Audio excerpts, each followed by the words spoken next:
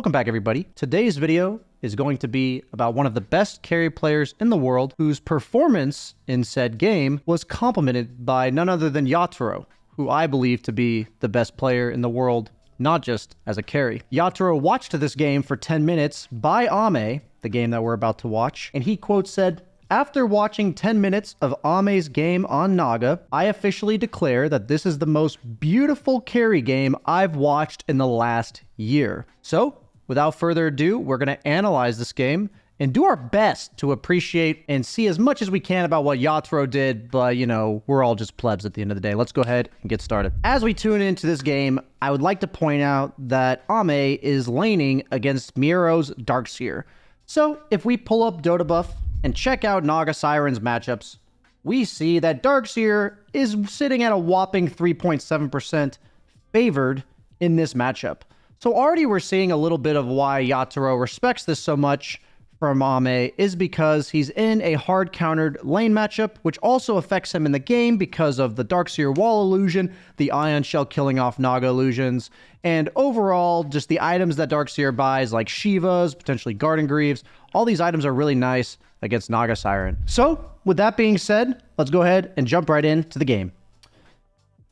So one thing I'd like to say about Naga as a hero is that she is a sustained laner, meaning that as long as she's sitting at high HP, then her illusions are going to be high HP and she'll be more impactful in lane. But against a hero like Darkseer, whose Ion Shell is melee range and it's going to kill her illusions before she kills the Darkseer, it feels really bad in this lane. So what I'm going to point out to you is that since he's a sustain hero and you'd think that like his illusions are going to be kind of fodder, what I really like about what he does is how often he's going to send his illusions at the Hoodwink in order to minimize the harass from the ranged 4, while also using the illusions to tank the Darkseer spells so that his main hero can sit at high HP. So as we're going to see here, sending an illusion at save in order to zone, walks his hero away from the tree so he doesn't get bushwhacked, and then proceeds to take the last hit. That's a lot of gold swing this early on in the game. So these just like little nuanced micro things pay huge dividends in a lane like this, because every spell he gets hit by weakens his illusions, and the weaker his illusions are, the less they can shield him. So you can see how this snowballs pretty quickly. So once again, he's going to send the 2 illusions past the Darkseer, and he's harassing the Hoodwink. Notice while he's doing this, he's clearing the wave as fast as possible, and his support is going to go pull. So because he's in a counter matchup, he's trying to prevent as much interaction with the enemy heroes as possible, so his illusions are being served as a distraction rather than like harassing the opponent or anything like that.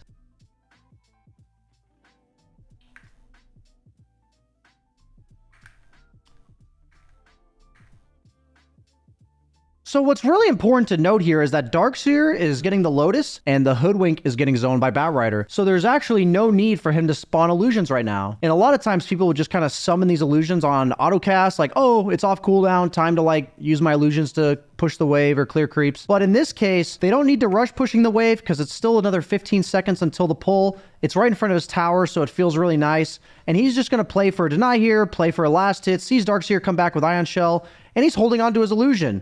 So we're kind of seeing, like, we understand what he's doing with his illusions, and when he doesn't need that, he just doesn't summon them. Seems simple enough, but you'd be surprised at just how high level that decision-making is. So in this case, to minimize harass from the opponent, he's actually using his illusions while he's hitting with his main hero on a creep to kill the enemy range creep. So it's absolutely essential that him and this illusion are attacking in order to proc Riptide, and manages to secure the range creep with his 2 illusions. Defensively aggro and dodging all interaction now because of the fact that he doesn't have illusions anymore. You know, noticing that he just accepts his support's dead, doesn't try to overly help him, doesn't jeopardize himself. Sending more illusions at the Hoodwink, tanking the Acorn shot. Once again, effectively reducing the damage that he's taking in lane.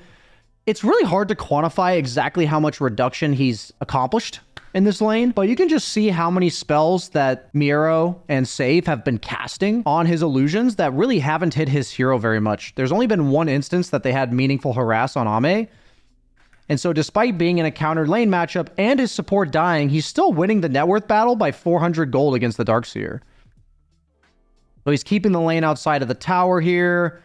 ensuring that he never gets caught in a lane equilibrium situation that he doesn't want to be in. What's so important about this is that the Batrider chose to stack instead of pull. If the Batrider had chosen to pull, it would have been better to pull the lane into tower so he's not tanking it outside for too long. But so he's like on a similar wavelength to what his support is doing. Obviously, they're going to communicate in a pro match, but like this is something you can adjust to whenever, based on whatever your support's doing in a pub. Even gets that extra deny on the creep, keeping the lane in front of tower. Using his illusion to stall out this Ion Shell creep. Swapping to Strength Treads every time that he's getting harassed by an Ion Shell. These little things add up so much, guys.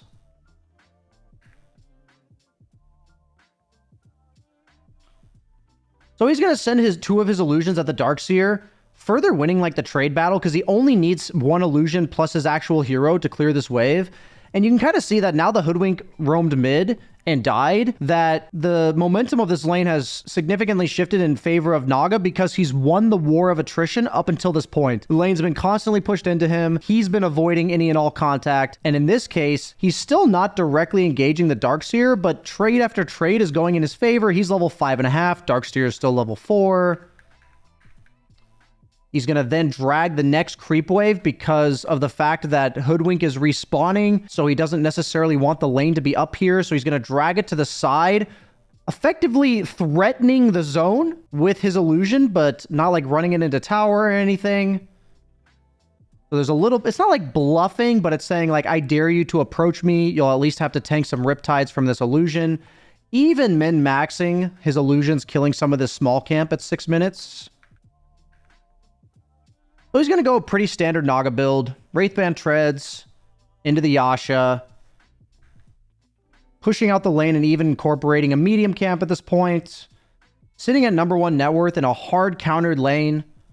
It's often best as Naga to put 2 illusions per camp so that you don't trigger any of the big creeps to like clap or stomp. And then also it's usually a good distribution to kill both of the camps. Notice how he jungles. He looked at the lane, saw that the lane was pushing in, arrives just in time to get all the XP, and he's only going to miss 1 gold of last hits.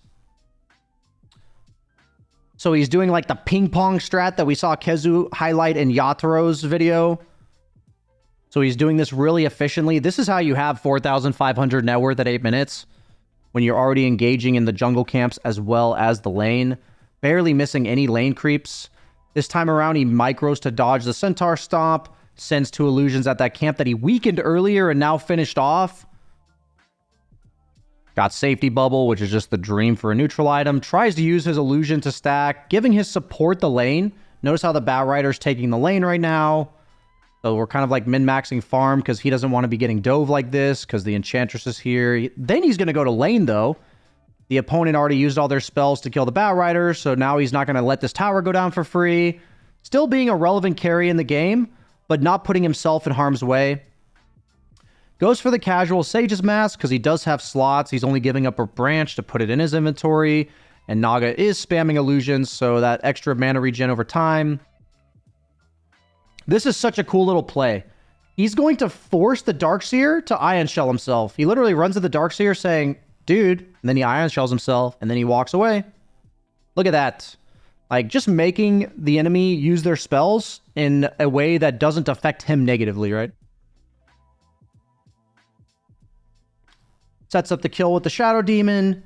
Ends up bailing on the play. Notice how he's not overly committed. He sees the supports from Bet Boom coming. And even though you would love to get this kill on Darkseer, he's level 9, Darkseer's level 7. Killing the Darkseer just really isn't that important for his game. And him dying is like a disaster, right? And then he's going to immediately disengage. So a lot of posturing there makes the Ion Shell come out, makes the supports rotate, all of while staying safe. And this is how you can see that even a carry that's farming is not AFK. Notice how much reaction he's forcing from the opponent. Playing for the stack min-maxing, putting his illusions back on the wave, and just pulling the creeps off of the tower. These little things are just keeping his tower alive as long as possible in a counter matchup against a hero like Enchantress that's usually very good at roaming on you and taking your towers early. And even though they end up losing a tower, he even yoinks the small camp away from the opponent before they clear it. Part of the efficiency game for the opponent is when they kill that tower, the offlaner will want to go for the small camp because it's 11:45. He wants to clear that camp, then clear it again. But he actually yoinks that away from them.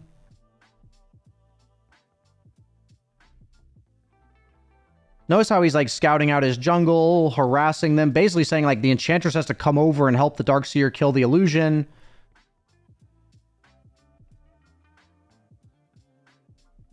Notice how he makes them push him away. Like he walks up to the wave saying, oh, are you going to go on me here? Like, you think you're stronger than me? This is one of those cases where if the Darkseer was scared, he would have walked away, but that kind of tells him how many people are behind this guy, what's going on in the game. These little fishes for information based on the opponent's reaction is something I'm personally trying to work on, and it's such a cool little mind game aspect of Dota. He notices that this camp is blocked, by the way. I know this because I watched the game already. So he notices that that large camp is blocked, and you're going to see once he finishes this Manta, he's actually going to de-ward it himself. So he's not quite sure yet if it's blocked because he didn't see it at 12 minutes. But then he's going to go back to the camp and see, oh, it's blocked. Like he has the watcher on it that sees that it's not there anymore.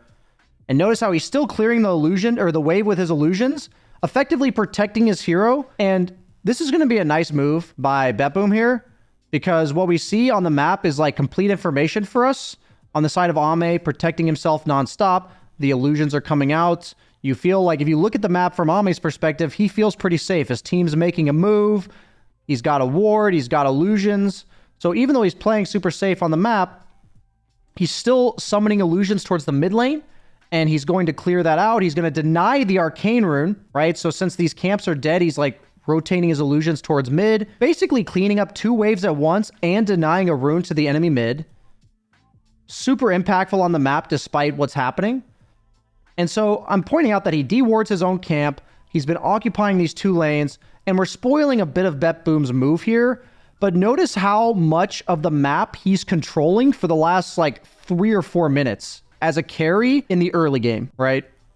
Because even though the map is still pushed into him, that's what makes Darkseer such an annoying counter to Naga, is that the Ion Shell outpushes your illusions. So usually as a hero like Naga in a counter matchup, you're going to have the waves constantly pushed into you like this. And the key is finding those little openings where you can search for kills, kill the guy that outpushes you, and then take map control for yourself and have it swing the other way. So a big part of that is having your illusions be tanky enough in order to accomplish this. So first he's going to go Manta to speed up his farm, Orchid to kill the guy slowing down his farm, and then you're going to see the Eternal Shroud, which is more of like the replacement for Heart nowadays in this case, come out later. So that's like the idea is right now he's like mounting up his farm, playing defensively, controlling this entire half of the map for himself. Like he doesn't need supports babysitting him or anything like that. Building up to eventually basically climb over that mountain that is the pressure that BetBoom is applying to him, right?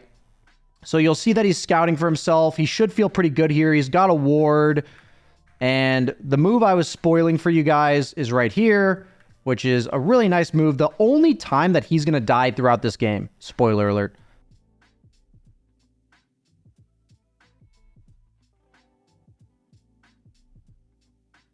So he's respawned. He bought himself a sentry in order to secure this area of vision that BetBoom likely has. Like carry player being the most independent man that don't need no woman. You know what I'm saying? He wards, kills the ward, manages to get away even though he loses half of his HP. He's got the safety bubble. The Orchid for health regen's coming out. Notice how he's like willing to be around his team, but he knows he can't fight yet. They just have so much AoE on the side of BetBoom because DK has Splash and Darkseer Wall plus Ion Shell is just overwhelming for illusions that have 1400 HP at this stage of the game. Gonna go ahead and clear a massive Ancient stack. Notice how he takes down the dragon first because it has splash damage. These are just little things if you didn't already know. So he's finally rotated out of top because BetBoom brought 5 heroes there. It's the first time he's left top. And I want you guys to think that they brought 5 heroes there because they ganked him once with 4, killed him. Then they tried to zone him out with 3, didn't work. So all the time that he's been spending controlling this area and like holding off the attack and the pressure from BetBoom has forced BetBoom to bring 5 heroes there, which then enables him to move around the map. So we talked about Naga being like a sustained hero in the lane. There are some lanes where they can't deal with her illusions and she can look to kill early with levels in net, but she's the same type of hero on the map. So look at the neutral items he's been taking. Safety Bubble, and then he took the Light Collector, which the movement speed's really nice, but most notably, he also gets the mana regen at night and the health regen during the day. So you can kind of tell the issues that heroes run into based on the understanding of neutral items that people take. We don't actually know what his choices were, but there is one common trend here. Regen on both of his neutral items, right? So making sure he's topped off at all times means that his illusions are max impact at all times. And these are just crucial understandings you have of the hero you're playing to make sure you're maximum impact, right? So he's rotated to the aggressive part of the map, clearing 2 jungle camps and a wave at the same time. Pretty standard Naga things. And this is going to be one thing that a lot of carry players struggle with. So right now, the opponent is forcing a tower. You aren't a hero that feels good taking towers because illusions don't do very much damage to the tower, and your hero also farms really fast. So every second that you're hitting the tower, you're actually losing a lot of gold. So we have to somehow find a way to be impactful in the game, find meaningful pressure or relief of pressure without slowing down our own game. So he's going to make a really cool move here where he goes through the portal behind Beboom, summons his illusions, cuts the creeps behind them, which effectively prevents them from going for further towers, like pushing tier 3, and his team no longer feels pressured to fight. And then he's allowed to just return back to where he was, and he's already cleared pretty much all the camps in this area anyways. So purely efficiency move. His illusions are also going to then clear the next wave, or at least part of it, right? So he's cut 2 waves effectively, while staying on the right part of the map and maintaining that pressure that forced somebody on the enemy team to rotate there. He's now sending his illusions towards mid, but he doesn't actually have to cut the wave because of the fact that Batrider's here. Honestly, it's a bit of a miss micro because this camp was already dead. You can't pay attention to everything, though.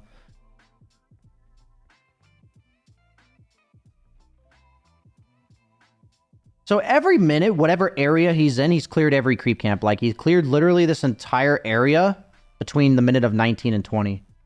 So he doesn't feel pressured to run around the map because he had a creep to farm that entire time. So now that he doesn't have any creeps to farm, what's he going to do with his, like, 20 seconds of downtime, right? He's going to walk back towards mid, summon illusions. What's he doing with these, right? He's going to look to take aggressive jungle camps, also revealing, like, a lot of heroes' positions on the enemy team. So what this tells him is that bottom half of the map is heavily occupied by Beboom team. He wants to take this camp and probably retreat, right? That's what I would think. But he's actually sticking around in this area. The question we have to ask ourselves is why? Why is he sticking around here? And the answer is he's going to keep using illusions to try to walk behind them to cut the creeps, being a complete nuisance and just trying to slow them down. Now, it didn't work because Enchantress enchanted one of the illusions and then the other one got killed. But you can see that his entire game plan is maximize his farm as much as possible while staying relevant in regards to lane pressure. And that's just so much about what Naga does because she's an illusion hero. Any summons-based hero, illusion-based hero really has to be good at this. Like, you have to be min-maxing this part of your game. And it's all about making sure that your team doesn't get forced to take fights that they don't want to take. And Ame's the one responsible for making this happen. So he knows that the enemy's forcing the issue. He's effectively made them bring 5 heroes here to take this tower because they had to make sure those illusions died and they had to commit. So that early, like, just now relief of pressure that made sure, hey, BB team is doubling down on killing this tower, he's then going to allow himself to actually split push meaningfully, right? So his team's going to take a fight. He's looking at the fight. And he's going to go once he sees that the DK is really low and wall has been casted. So part of this is like, what is the condition for him going to this fight or not? And he's creating meaningful pressure. He's giving himself a decision, meaning that if he didn't see a good opening at this fight, he could have just kept hitting this building. That's like a sign of being a really smart carry player with the way you move on the map. Is you have like 2 choices that seem reasonable based on whatever happens in the fight. So he's going to go when his team's giving him momentum. And he's going to look to catch on the way out. Pops the song. Manages to get the Morphling just slightly enough for his team. Manta dodges the Hoodwink W. Not that it necessarily matters, but we got ourselves some style points. And suddenly, this game where you've seen BB team ramping up the pace, trying to force objectives, trying to force a fight, slips up one time. And that is what the carry player makes happen in the game. When you are farming the map properly, making the opponent work just a little bit harder for every tower, cutting creep waves, accelerating your timings. Look at his net worth at this stage of the game. It makes it so that every slip up they have is a crucial objective for you, and it feels catastrophic for the opponent, right? So that's going to turn into a Roche for them.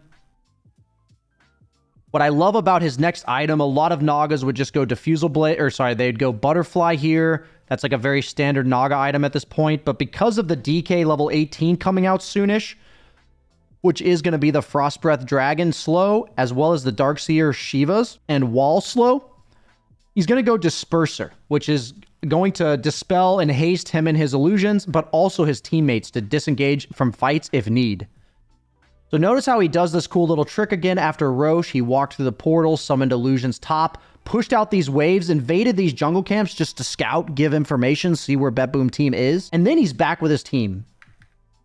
These just little efficiency things add up so much. They just add up so much. Because now they see Morphling. They feel pretty safe to pressure this tower. Because they see Morphling from the Naga illusion 20 seconds ago, they know anybody down here is on the side of BB team is not looking to fight. So that gives them the green light on DY to just lasso whoever he finds, right?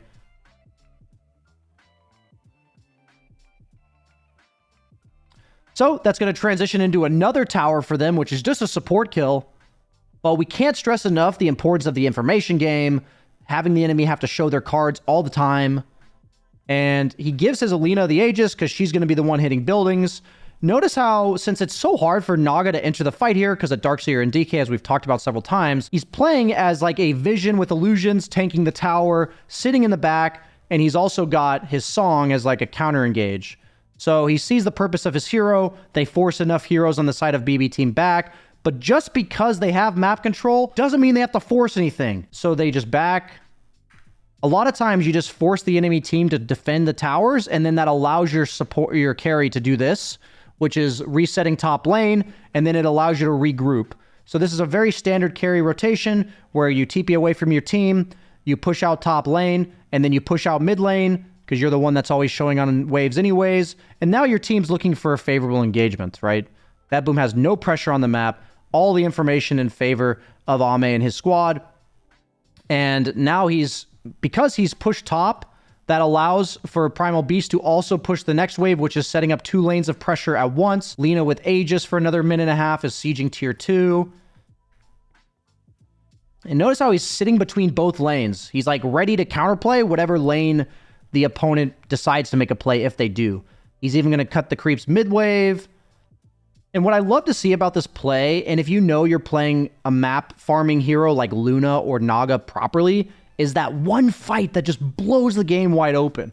And this is the kind of stuff as a carry player that I'm sure Yatoro is just creaming about, right? He's just like, oh my God, it's so beautiful to watch. The map movements, the wave cutting, the like poking and prodding, the scouting in the ancients, the information game. Okay, sorry, that's a little weird.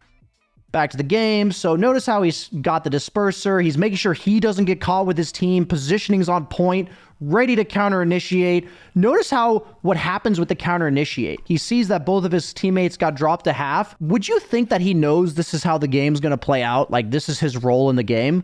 Look at his items that he's got queued up. Shard, which is increases the duration of song and heals your allies and yourself by 5% of their HP per second. So he's literally telling us that he knows this is how the game's going to get played out, and this is his role in the game. So he's going to Song. This time around, he doesn't have the Shard yet because he went Disperser first, high-value item here, as we mentioned. But we can just see he understands his timings, he understands how to play the map, and then he understands his role in the team fights as the game plays out, right? So he's also going to allow his team to get out, holding on to his items, not overly committing his hero, but being close enough to be a threat, forcing some spells on himself, running in, sending an illusion at the DK, just like separating his damage output a little bit here because Riptide only hits each unit once. Look at how much he's like min-maxing his health pool here. Part of the Eternal Shroud value is that you can just play like this, similar to Heart we talked about. And from this point in the game, I wouldn't say there's anything super fancy other than the fact that you can just tell that Ame knows his limits and his role in the game. And so they're up by 10K, 28 minutes in. Honestly, I think this game's still throwable. if he were to get caught. Like, if he had one more death this game, like, it absolutely turns this game upside down. So what's he going to do? He's going to consistently send his illusions down lanes. Look how passively he's playing with his hero because his mid laner got caught. So if there's a time in the game to lose, it's right now. Notice how he's just never showing his hero, hiding in the trees, being a nuisance with his illusions, but that's it. Now he's got his song available again, so he feels pretty confident. Notice how he's leaving himself on the map. This is something where I said he's dodging, making sure he doesn't throw, making sure he doesn't feed, right? But if he was doing that by sitting in base or sitting in Ancients, right? They lose the entire map right now. Like, literally, it's all gone because the enemy is collapsing on mid and the rest of his team is going to be forced to base. But because he's out on the map like this, it's going to eventually cause BetBoom to separate because they've got to deal with this split push pressure that Naga's creating. It's also going to allow him to send illusions into the enemy jungle and get that extra farm. So despite the fact that the enemy had complete map control for the last minute or two because Lina died, he's still been min-maxing his farm as much as we need him to. Allows his team to get out on the map because of this. See? BetBoom team was forced to go back to their base to deal with this wave because if they don't deal with it now, then Naga's team can punish. And that's all set up by what he did while his Lina was dead. And the thing is, shit like that happens, right? Your mid laner used BKB in the fight. The enemy smoked up after the fight, managed to catch him. And a lot of people will be like, they'll die after that mid laner and like think, man, if my Lina just hadn't fed, this game would be fine. But what he does while Lina fed, you know, the enemy made a nice smoke, is so crucial, right? All of this is just so picturesque perfect. And he's going to do the same move again where he TP's or he goes to the portal top, clears 2 waves. Notice how he micros 1 illusion to go to this wave, the other 2 illusions to go to the next wave, rejoining his team again, further setting up the map. The Roshan fight going to go in their favor now because of the fact that they have the information game. Mid waves pushed in, top waves cut, bottom lane they control right now. He's not leaving his team on an island. Notice how he's around, he's ready. Scouting out illusions for his team, like he's just seeing if the enemy's coming. Oftentimes, if they are coming, they'd be smoked because they're against Naga, but once again, look at all the information he's collecting. We see DK mid. Somebody on BetBoom's forced to like deal with this illusion. They see the carry. His team's got full idea of what's happening in this game, full information. They're going to go hit Roche, and they're actually going to purposely trigger the scream from Roche, and then they're going to walk out of the they're going to walk out. Look at this. So they made BetBoom team hear the roar, know that the Roche is going on, right? And then they feel pressured to like walk out and contest, which then enables Extreme Gaming to get the jump they need because they're in vision of the lane. So that's not just Ame, right? We're not just sucking his dick there. Like, that's just a team-wide decision. But the forcing of the roar, then immediately stopping Roche, you can see, like, in theory, you're like, why is BetBoom team just, like, presenting their heroes? Like, you know, if we rewind a bit, like, why are they doing this? It's because they hear this roar, right? They feel panic. They have to do something. They have to deal with the Roche that could be going down any second. But as you can see, get the jump on Darkseer. Naga doesn't even have to do much in this fight. Gonna sleep to allow his team to catch up. Taking out 2 of the heroes on BB team. Symphony of Fails on the spells there. And the game's pretty much blown wide open from here. We talked about how they were in an advantageous spot, but it was so important that when Lina died the first time, that Ame preserved the map, basically. And what he did while she was dead, I can't emphasize enough, put this domino effect in motion, forcing BB team back, giving Extreme Gaming control of the map, TPing through the portal and pushing out this wave, allowing his team to feel no pressure and just sit here, force the Roche roar. BB team's on a timer. They're pressured. They have to go out and expose themselves, not in public, but in lane, right? Don't expose yourselves in public, guys. So all of this stuff, I can only imagine to the best of my capabilities is what Yatoro appreciated so much. Clean AF, my friends. And that is why we are super excited to see that Ame's back in the competitive scene. Absolute pleasure to watch. Hope you guys enjoyed this video. Thank you so much for watching. Like, comment, subscribe. And I'll see you guys next time.